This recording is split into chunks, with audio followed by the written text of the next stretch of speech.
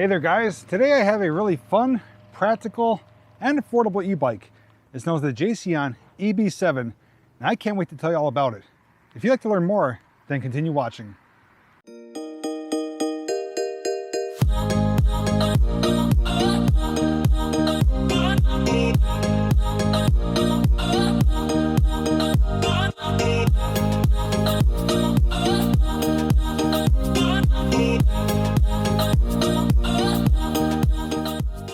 Welcome back. I'm glad you stopped by to check out this video. So before we go over the bike itself, let's do a quick unboxing and find out what's required for assembly.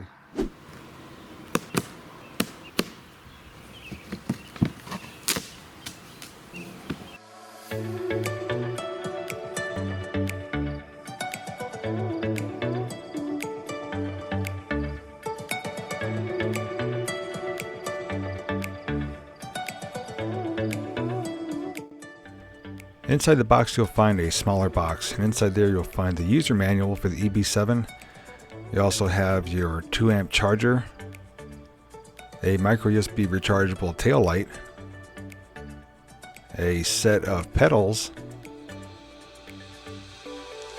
a little bag of tools for assembly, and your headlight. For assembly there's a few things you need to do. Starting off, I did install the seat. After that was removing the clamp over the stem, which will allow you to install the handlebars. Just need to center them on the stem, place the clamp back over it, and retighten the hex screws.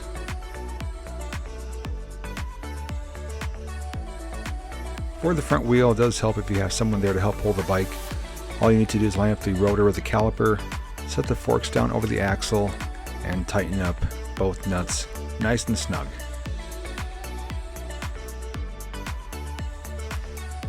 For the headlight, you need to grab the screw with the locking nut on the back, place it through the hole, use the Allen wrench and the wrench in the back to securely fasten it. For plugging it in, make sure both arrows are facing the same direction, securely push it together, and the light is assembled. For the tail light, simply wrap it around the seat stem, fasten it with the adjustable strap, and that's it. The pedals are labeled left and right. Get the appropriate pedal, twist them on, then use the wrench to give them a final tightening. Once assembly is complete, it's just a matter of raising the handlebar height, seat height, and removing the protective layer over the display and shifter. Alright, now that you know what comes in the box and what's required for assembly, let's turn this into an actual bike. So this is how it looks when it's in its smallest form. So let's change that and turn it into a real bike.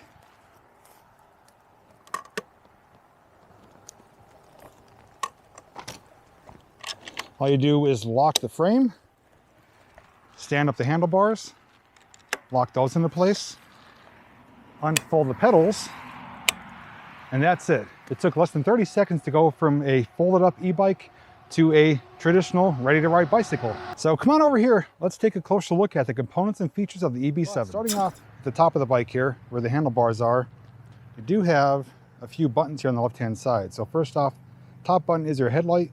Bottom button is the horn. Next to that is your control module. Plus and minus, which is for your pedal assist modes, 1 through 5. Top button is your power button. You long press it to turn it on. And the mode button takes you through the different functions like odometer, trip, time, and voltage. You will have your brake lever for front and back brakes. It does have mechanical disc brakes. In the center here, which I will show you in a moment, it does have a full color display. And the right hand side is your 7-speed Shimano shifter. It's a 1x7, so all you have to do is worry about your 7 gears, 1 the easiest, 7 the hardest. Right hand side, you will have your half twist throttle. So if you want to go just by acceleration, all you do is twist the throttle. It does have the harder plastic feel grips to them. Not my favorite, but it is what it is. But they feel strong, they feel durable, but I'm not a big fan of the harder ones. Now, the power on the unit here, there is something you're gonna need, and that is a set of keys. So to be able to use the battery component feature of the bike, you will need to have the keys to turn it on. And what you'll find is below here, underneath here, is a key toggle switch. The key goes in. Once the key's in, you'll turn it on, and now you'll have power to the battery system to turn on the bike. So there it is, your full color display. So on the top is your battery level, showing 100% right now. Your speed, you could alternate between current speed, max speed, and average speed. Pedal assist is in 1, you could go 1 through 5 there. And then with the mode, right now we're in miles. I have 3.4 miles on it. I'm doing some testing. There's the average speed, max speed. And just turned on the USB port. This actually does have a USB port right under there, which allows you to charge your phone as you're riding. So you could get a phone mount, have your phone here, get a short cable, and be able to charge your phone off the bike as you're riding. Here's how the horn sounds. And here is how the headlight looks. So as we make our way down the front, we do have some nice cable wrapping here with the Jasion logo on it. It is Velcro, so you can remove it if you have to get to access to the wires, but it is nice and secure. Also gives a nice look to it. Everything's nicely packaged in there. As we come down, we do have front fork suspension, the headlight, which is adjustable, and a 20-inch by 3-inch wide fat tire on the front, same size on the back. As we do come down the frame here, it is a cross between a step through and a step over frame. I'd say it's closer to a step through. It doesn't have a real high height to it, but it's not completely step through, right in the middle. And this actually does house the battery. It's a 48-volt battery system, which is removable. All you need to do is unfold the bike and use the key to unlock it. You can pull the battery out either for easier security, just so no one can hop on it even if they do have the key, and also for charging, which is my favorite feature. You can just take the battery to the charger instead of bringing the whole bike. Now you do have the hinge here for where it does fold in half, and the pedals here are foldable pedals, which does make it easier for transport, and they do lock into place.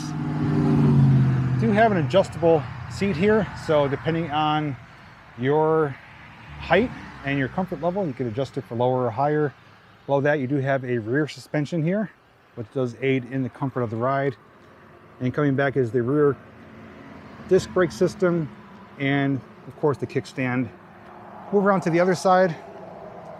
You do have a USB, micro USB chargeable tail light. You can have it flash or stay on as either red or blue or alternating. It's actually really bright, and it's great for nighttime riding so others can see you. Back here is the 7-speed Shimano system, and we come up, and here is the lockout system. So this is what keeps the bike locked in place or unlocked if you want to fold it. And the other great feature, which I forgot to mention, is the handlebars. They are adjustable. So if you like to have a lower or higher feel to them, you could adjust it within 1 foot of range. And you also find your lockout mechanism to fold the handlebars in half for easier transport. So now I think it's time we take the EB7 for a ride and see how it performs. But make sure you continue watching to the end, because I'm going to share my good and not so good thoughts regarding the EB7.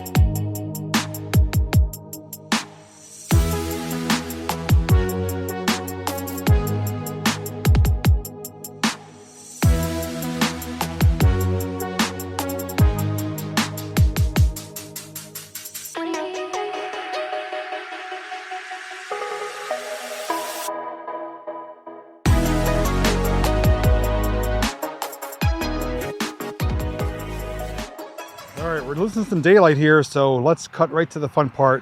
We're gonna do a top speed run, throttle only. So 0 top speed with just the throttle. So here we go. I do have it floored at 10, 13, 14, 17, 18, 19, 19.8, 9, 20. We hit 20.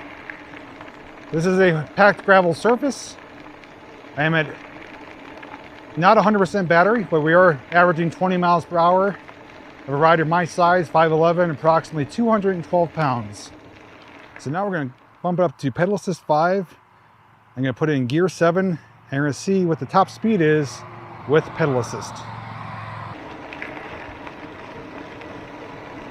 23, 24,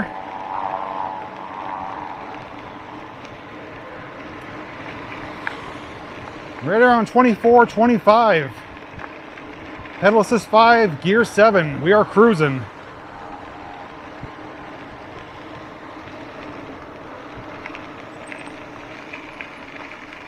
Brakes are awesome on this bike. For mechanical disc brakes, they stop the bike really well. Much better than even the Highboy, which I've ridden. And the one thing I could tell you is that this bike is torquey. Even in pedal assist 1, when you start going, it kind of launches you. It has got a lot of torque, a lot of low end power. Now, which I didn't mention going over the bike, is the power unit. It actually has a 500 watt rear hub motor. So it's not the most powerful motor compared to some other e-bikes, but it's certainly sufficient for most applications of riding. Even when climbing steep hills, which I did try it out, it actually really helps greatly with assisting in climbing a steep hill.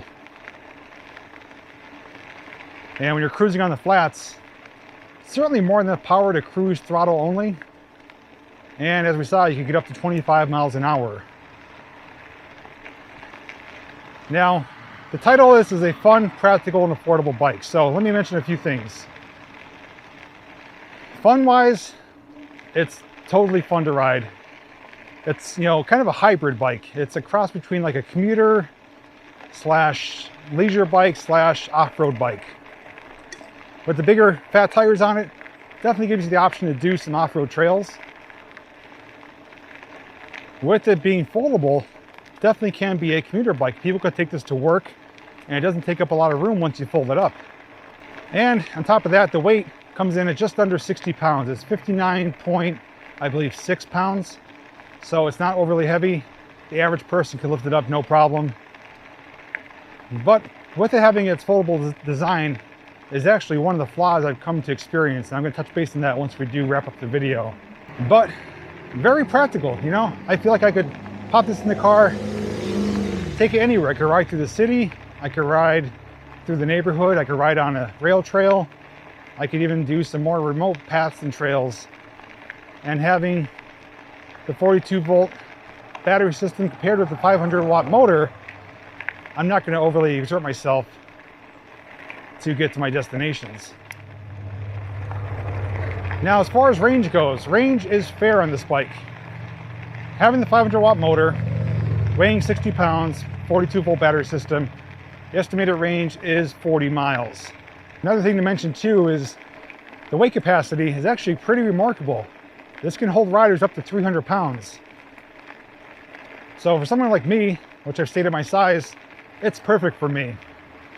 But if you're a taller, say heavier rider, this bike is certainly going to be able to handle you.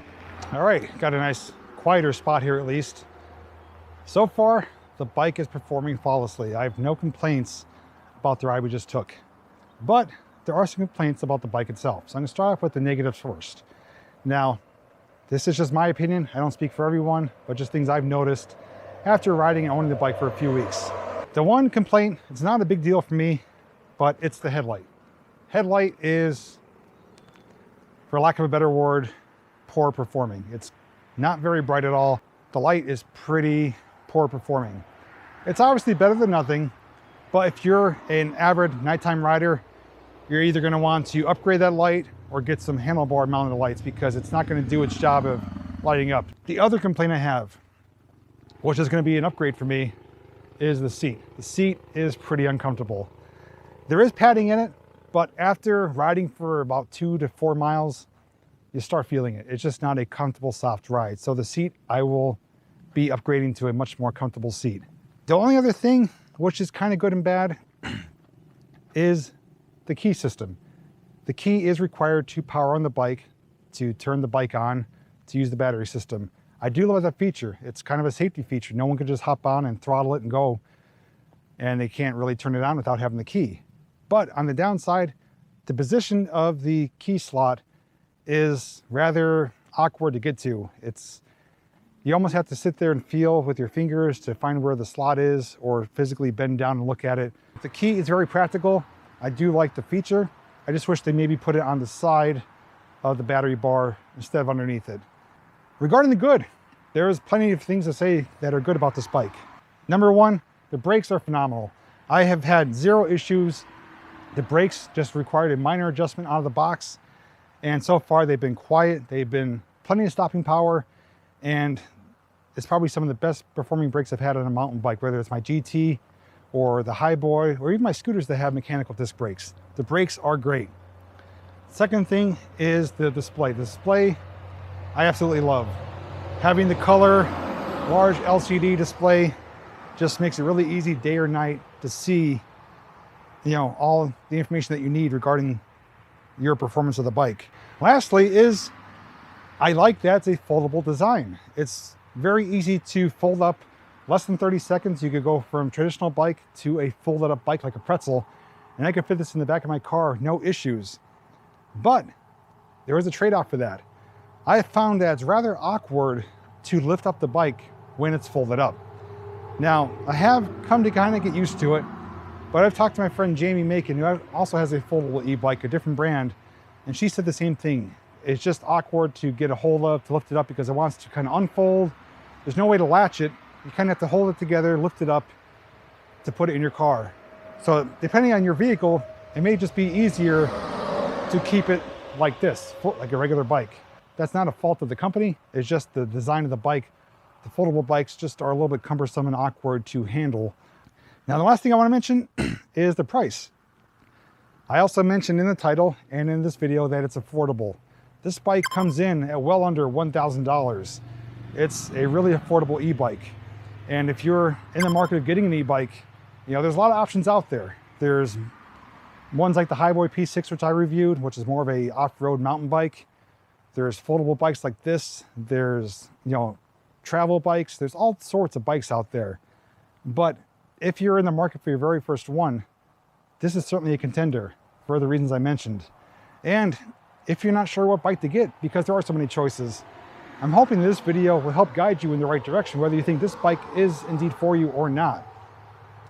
If you do want to get more information, such as specs, the current pricing, and everything else, in the pinned comment and description, you will find the link to the website featuring this bike, and it should be able to answer all your questions. I do want to thank Jasion for sending this bike out to me.